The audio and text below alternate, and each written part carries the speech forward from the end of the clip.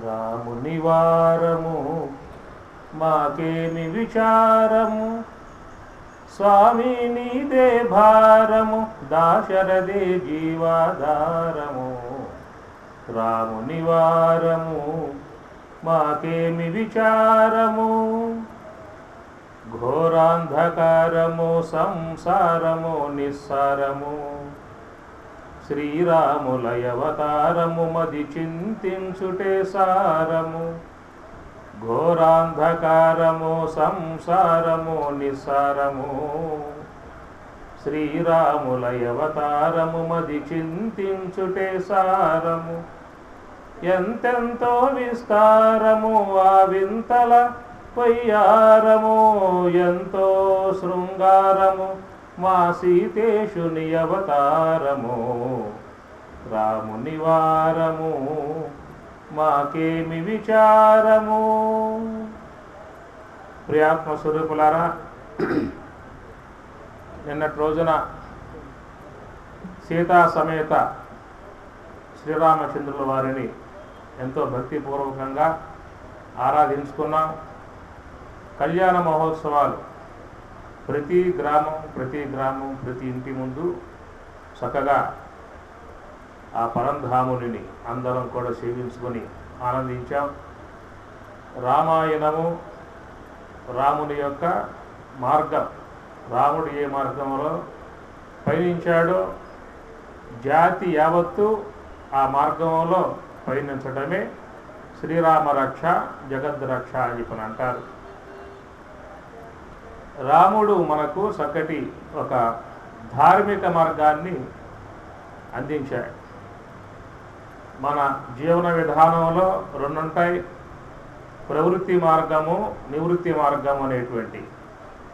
ప్రవృత్తి మార్గము అంటే వ్యవహార సాంసారిక సంబంధ జీవన విధానం, సంసారంతో సంబంధం పడి ఉన్నటువంటి విధానం కనుక అది ప్రవృత్తి మార్గం. ఇప్పుడు స్వాములు అని చెప్పానంటే అది నివృత్తి మార్గం, కేవలం ప్రవృత్తి మార్గం ఏమంటారు. నిరంతరంగా బ్రహ్మావలోకనం చేస్తూ అహం బ్రహ్మాస్మి అన్నటువంటి యొక్క భావనతో వారు ఉంటారు. కాబట్టి వారి నివృత్తి మార్గం పూర్తిగా గృహస్థ సంబంధ ఆశ్రమంలో ఉన్నటువంటి వారు రెండుంటాయి, ప్రవృత్తి మార్గం ఉండాలి, నివృత్తి మార్గం కూడా అవలంబించాలి. ప్రవృత్తి మార్గంగా ఉన్నటువంటి వారికి రాముడు ఆదర్శం. కుటుంబ వ్యవస్థ ఎట్లా ఉండాలి అన్నటువంటి విధానం మనకి రామాయణం తెలియజేస్తూ ఉన్నది. రాముడు చెప్పల, ఆయన అనుష్ఠించాడు. కృష్ణుడు చెప్పాడు.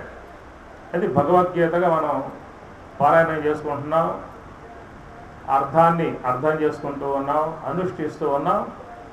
కృష్ణుని యొక్క మార్గం నివృత్తి మార్గం. కృష్ణుడులాగా మనం జీవించాలంటే కుదిరే వ్యవహారం కాదు. అది పరిపూర్ణ అవతారం, భగవద్ అవతారం కృష్ణ పరమాత్మది. ఆయన చేసినటువంటి యొక్క వాట్లలో మనం ఏం చేసే అవకాశాలు లేవు. ఒకవేళ చేద్దాము అన్నా ఏం చేస్తాం? పూతన సంహారం చేస్తామా? కొండపైకి ఎత్తుతామా? విశ్వరూపాన్ని చూపిస్తామా? అది మాత్రం చూపిస్తాం కోపం వస్తే. అందువల్ల కృష్ణుడు అది భగవదావతారం, రాముడు మానవావతారం. మనిషి అన్నవాడు ఎట్లా జీవించాలి, మానవతా విలువలు, మానవతా ధర్మాలు, మానవతా నడవడిక. చూడండి, మరి ఆ కాలంలో తండ్రి యొక్క మాట ప్రకారంగా అరణ్యవాసం చేయాల్సి వచ్చింది కదా. అరణ్యవాసం చేసేందుకు రాముడు అంగీకరించాడు. మరి బయలుదేరుతూ ఉంటే రామునితో కూడా అమ్మగారు నేను కూడా వస్తానని చెప్పని అన్నది. ఒకవేళ ఈ కాలంలో కనుక తండ్రి యొక్క ఆజ్ఞ ప్రకారంగా కుమారుడు అరణ్యానికి పోతానని చెప్పానంటే కోటలు పోతుందా?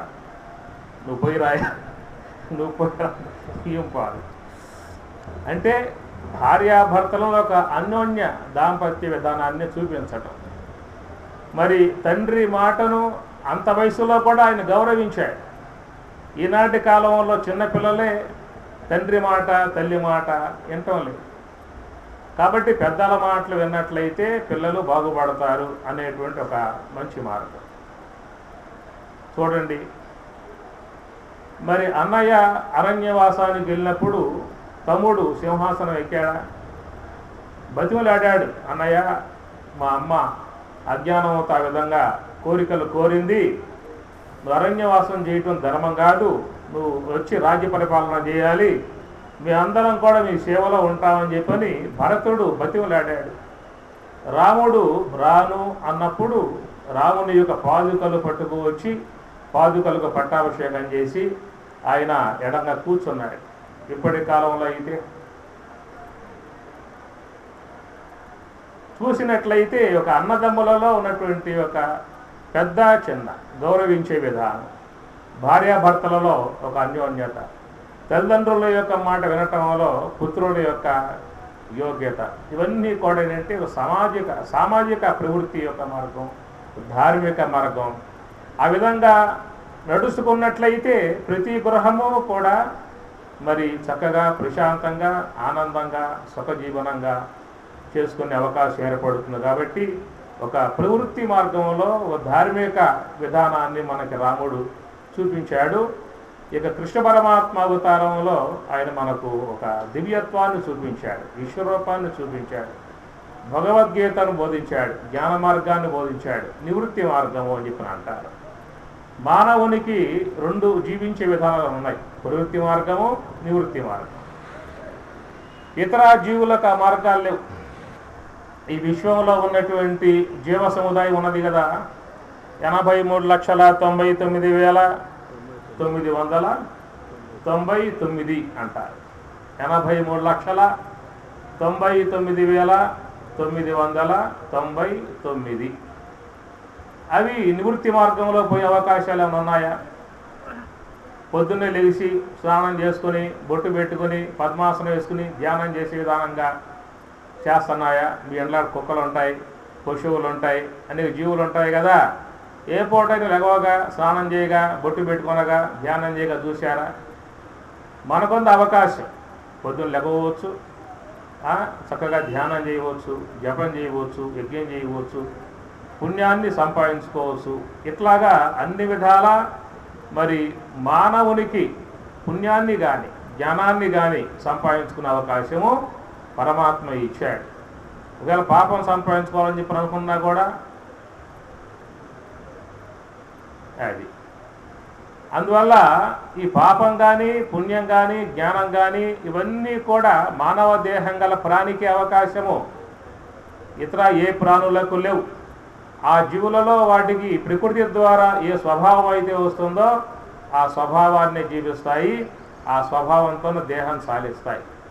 కానీ భగవంతుడు అవకాశం ఇచ్చింది మానవునికి వేదములు, ఉపనిషత్తులు, భగవద్గీత, బ్రహ్మసూత్రములు, ఎంతో జ్ఞానం వాంగ్మయం అంతా మన యొక్క ముందు మహాత్ములు ఏర్పాటు చేశారు. కాబట్టి నివృత్తి మార్గము అన్నారు. శ్రవణము, మననము, నిధిధ్యాసన. ఆత్మావారే ద్రష్టవ్య, శ్రోతవ్య, మంతవ్య, నిధిధ్యాసితవ్య అని ఉపనిషత్తుల యొక్క వాక్యం. ఆత్మావారే ద్రష్టవ్య, అరే మైత్రేయి, ఆత్మ ద్రష్టవ్య, పరమాత్మ యొక్క జ్ఞానాన్ని పొందేటువంటి యొక్క ఉద్దేశం ఉన్నట్లయితే శ్రోతవ్య, మంతవ్య, నిధిధ్యాసితవ్య. శ్రోతవ్య అంటే బాగా వినాలి. అది వినగలిగే అవకాశం మనిషికి ఉన్నది, తినగలిగే అవకాశం మనకు కూడా ఉన్నది, అన్నింటికీ ఉన్నది. కానీ వినగలిగే అవకాశం ఒక మానవునికే ఉన్నది. అది అందువల్ల మనం బాగా వినాలి, మహాత్ముల యొక్క మాటలన్నీ బాగా వినాలి. శ్రవణ పుటములున్న సార్థక్యమేమిరా, వినగవలయు పెద్దలు అనిడివన్నీ, వినగ వినగ నీకి విషదంబులవు సుమ్ము, విశ్వదాభిరామ వినురవేమా అన్నాడు వేమన యోగి. శ్రవణ పుటములున్న సార్థక్యమేమిరా, చెవులున్నాయి. ఎందుకున్నాయి? ఏ వినటానికి? అది లోకవార్తలకు మరగి కర్ణముల మీ కథల విననేరను ఏ కరణి భవజలనిధి తుదముట్టని దుదును నారాయణ అన్నాడు. లోకవార్తలకు మరగి అని మన మహాత్ముల ముందు ఏం చెప్పు కూర్చుంటాం, టీవీ ముందు అని చెప్పి కూర్చుంటాం.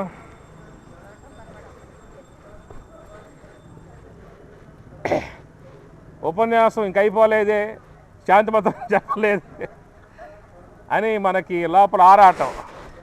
అదే టీవీ ముందు అయితే ఇంకా ఉంటే బాగుండేదే, అప్పుడు అయిపోయింది అనేటువంటి బాధ. కాబట్టి ఏంటంటే మనం చెవులతో ఏవైతే వినటం అలవాటు చేస్తామో మన మనస్సు కూడా ఆ వైపుకే ఉత్సాహం చూపుతూ ఉంటుంది. ఏది బాగా అభ్యాసం చేస్తామో దాని యొక్క సంబంధ అపేక్ష బాగా ఏర్పడుతుంది. అట్లా మహాత్ముల యొక్క వాక్యాలు బాగా వినటం అలవాటు చేసామనుకోండి, అవే విందాం అనిపిస్తూ ఉంటుంది. అది ఇతర అనాత్మ సంబంధ టీవీ సంబంధ విషయాలు బాగా అభ్యాసం చేసామనుకోండి, వాటివైపు మనస్సు లాగుతూ ఉంటుంది. మన మనస్సు పిల్లవాడి వంటివాడు. ఎట్లయితే పసిబిడ్డ ఏ వైపుకి పోయే విధానం అలవాటవుతుందో ఆ వైపుకు పోయినట్లుగా మన మనస్సు కూడా అట్లాగా పోయేందుకు ప్రయత్నం చేస్తూ ఉంటుంది. అంటాడు యోగ వాసిష్టంలో వశిష్ఠ మహాముని బాలయేత్తు చిత్తలాలకం అని అంటాడు. బాలుల్లాగా చిత్తాన్ని కూడా లాలించమన్నాడు, తీసుకురమన్నాడు. అందుచేత మనం ఇంతకుముందు ప్రాపంచిక సాంసారిక వ్యావహారిక సంబంధమై ఉన్నటువంటి యొక్క మార్గాలలో అలవాటు చేశాం కాబట్టి అది ఆ వైపుకే పోయే ప్రయత్నం చేస్తూ ఉంటుంది.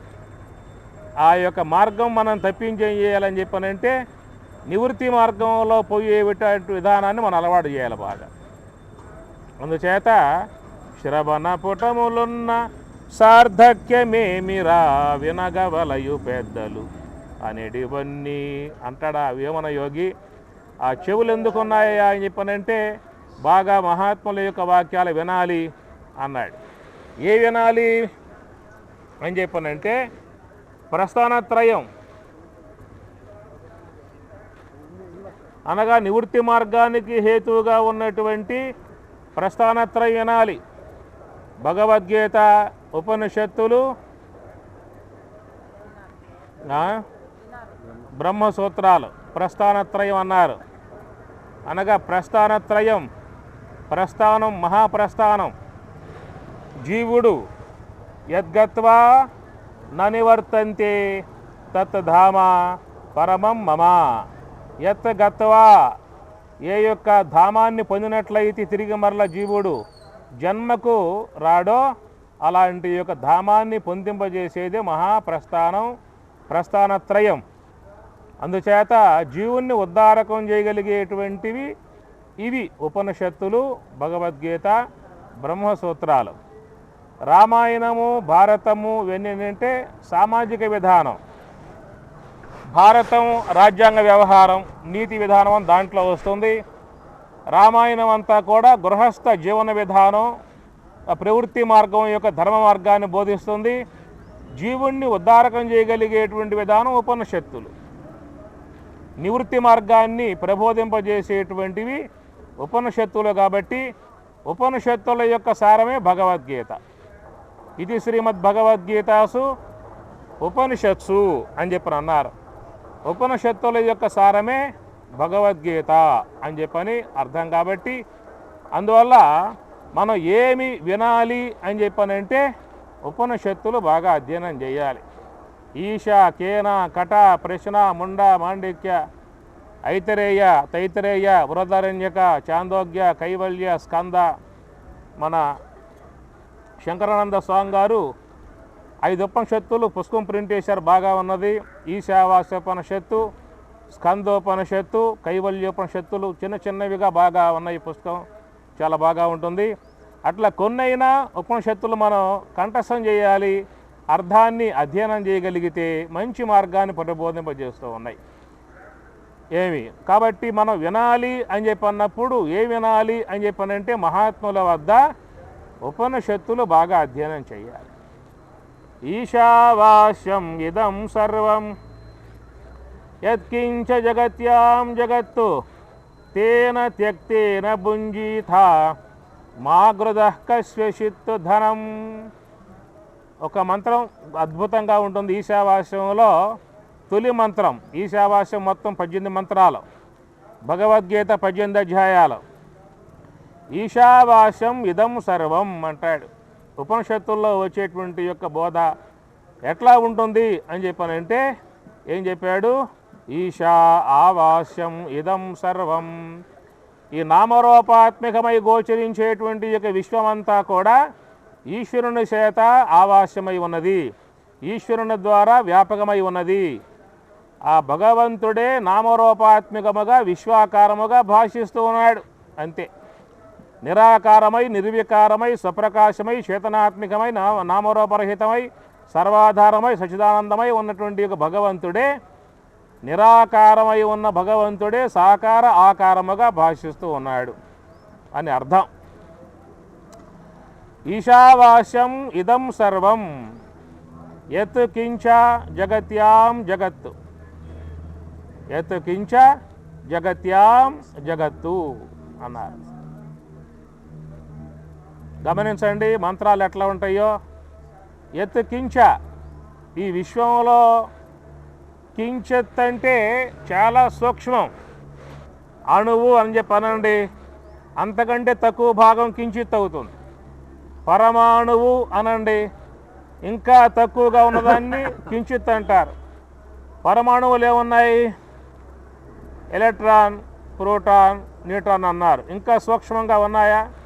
నువ్వు పోగలిగితే, నువ్వు చూడగలిగితే, ఎంత చూడగలుగుతావో నీ నేత్రేంద్రియానికి దృశ్యమానంగా కానబడేటువంటివన్నీ కూడా ఈశా ఆవాస్యమే, ఈశ్వరుని చేత వ్యాపకమై ఉన్నది అన్నాడు. అట్లా వ్యాపకమై ఉన్నటువంటి యొక్క విశ్వమంతా కూడా పరమాత్మ ద్వారా వ్యాపకమై ఉన్నది. పరమాత్మ యొక్క సొత్తు గుర్తుపెట్టుకోండి.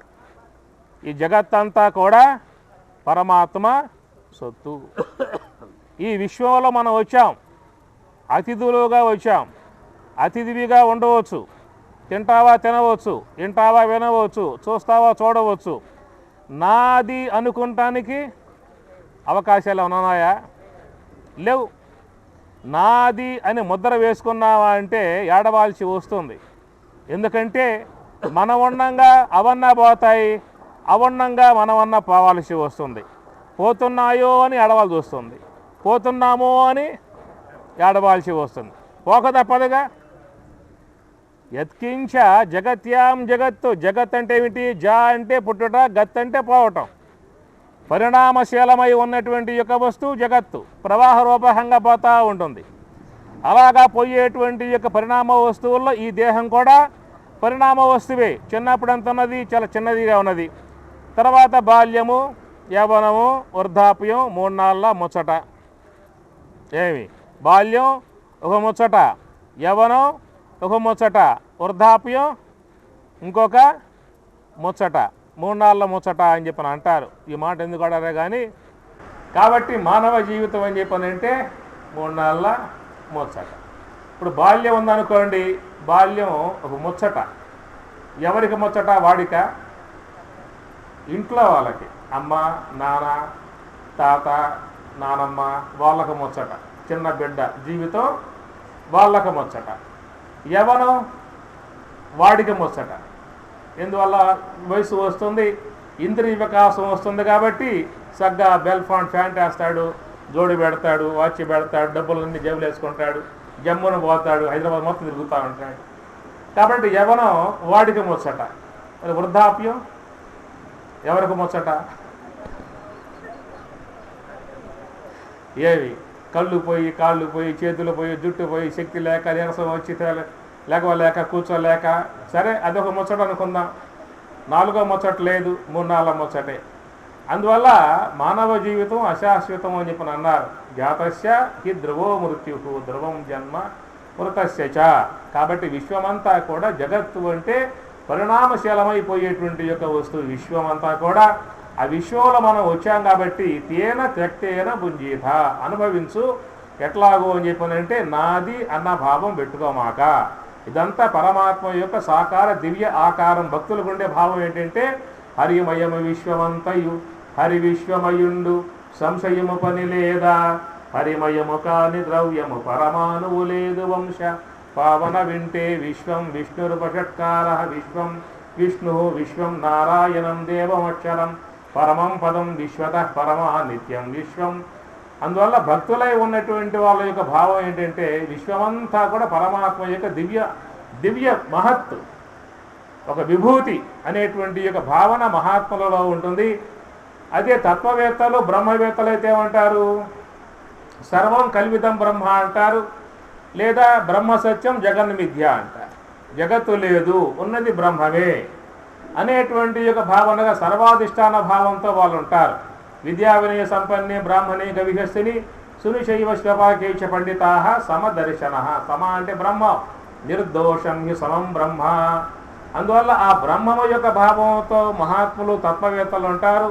భక్తులై ఉన్నటువంటి వారేమో విశ్వమంతా కూడా పరమాత్మ యొక్క దివ్య ఆకారము, పరమాత్మ యొక్క విభూతి, పరమాత్మ యొక్క ఐశ్వర్యం అనేటువంటి యొక్క దివ్య భావంతో భక్తులు ఉంటారు. ఇక సామాన్య మానవులైతే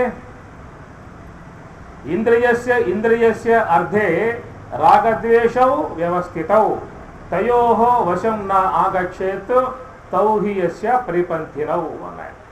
ఇంద్రియస్య అర్ధే రాగద్వేషౌ. మనం చూసేటువంటి విధానం ఏంటంటే రాగంతో చూస్తాం, ద్వేషంతో చూస్తాం, మోహంతో చూస్తాం. ఒక వ్యక్తి ఉన్నాడు అంటే ఆ వ్యక్తి మీద ఏముంటుంది మనిషికి భావన? అప్రియం, ప్రియం, రాగం, ద్వేషం, అసూయ, కక్ష, ప్రతీకారం, విరోధం, వైవిధ్యాలు, ఇవన్నీ కూడా గుణాలతో మనం చూస్తూ ఉన్నాం. కాబట్టి గుణములు బంధిస్తాయి, కర్మలకు హేతు అవుతాయి. ఏ వ్యక్తి అయితే ఏ యొక్క ద్వేషభావంతో చూస్తూ ఉన్నాడో ఆ ద్వేషభావంతో ఏం చేస్తాడు, అతనిని నిందిస్తాడు, దూషిస్తాడు, హింసిస్తాడు. దానివల్ల ఏమొస్తుంది, అతనికి పాపం వస్తుంది. ప్రేమతో చూస్తాడు, ఎంతో గౌరవిస్తాడు, సహాయం చేస్తాడు, దానివల్ల పుణ్యం వస్తుంది. ఈ విధంగా మనం ఈ గుణాలతో సంబంధం మిళితమై ఈ వ్యవహారం చేస్తూ ఉన్నాం. అలాంటి గుణ సంబంధం లేకుండా కేవలం పరమాత్మ యొక్క దివ్య ఆకారముగా ఈశావాస్యం ఇదం సర్వం, జగత్తంతా కూడా పరమాత్మ యొక్క దివ్య ఆకారముగా భావించి అందరి యందు కూడా పరమాత్మయే ఉన్నాడు.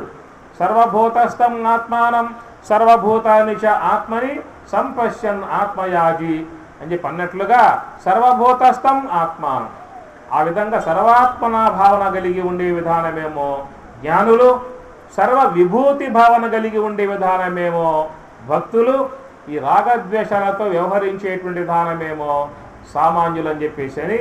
అందువల్ల ఈశావాస్యం ఇదం సర్వం, ఈ జగత్తంతా కూడా పరమాత్మ యొక్క దివ్య ఆకారముగా అని చెప్పనే భావనగా ఉపనిషత్తులు మనకి చక్కటి అంశాలు బోధిస్తూ ఉన్నాయి. కాబట్టి ఆత్మవారే ద్రష్టవ్య, శ్రోతవ్య, మంతవ్య, నిధిధ్యాసితవ్య అన్నప్పుడు, శ్రోతవ్య వినాలి అన్నప్పుడు ఉపనిషత్తులు బాగా మనం అధ్యయనం చేసినట్లయితే మంచి జ్ఞానాన్ని పొందే అవకాశం మనకి ఏర్పడుతుంది అని చెప్పనంటూ హరి ఓం తత్సత్.